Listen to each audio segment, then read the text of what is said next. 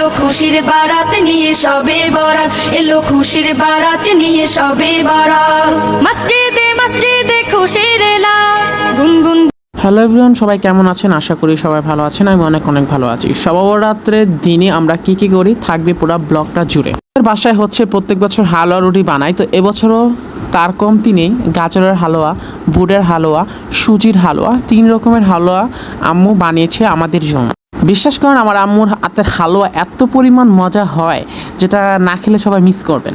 তো আমার আম্মু হালুয়া রুটি বানাচ্ছে আর আমার বোন হচ্ছে রুটি বানাচ্ছিল। আমার আম্মু গাজরের হালুয়াটা খুবই মজা ছিল। তো শবে বরাত রাত্রে ছিল আমাদের এই পর্যন্তই। তো কত সুন্দর করে আম্মু হালুয়া রুটি বানিয়ে ফেলছে। সব থেকে মজা ছিল বুটের হালুয়া আর হচ্ছে গাজরের হালুয়া। বরাবরই আমার বুটের হালুয়া খুবই ভালো লাগে, আর আম্মুর হাতের হলে তো কোনো কিছু কথাই নেই। তো আমার আম্মু আমার জন্য বুটের হালুয়া বানাইছিল, তারপর গাজরের হালুয়া, তারপর হচ্ছে সুজির হালুয়া। তো আমি হালকা পাতলা নিয়ে খেয়ে ফেললাম। এই ছিল আজকের ব্লগ। আল্লাহ।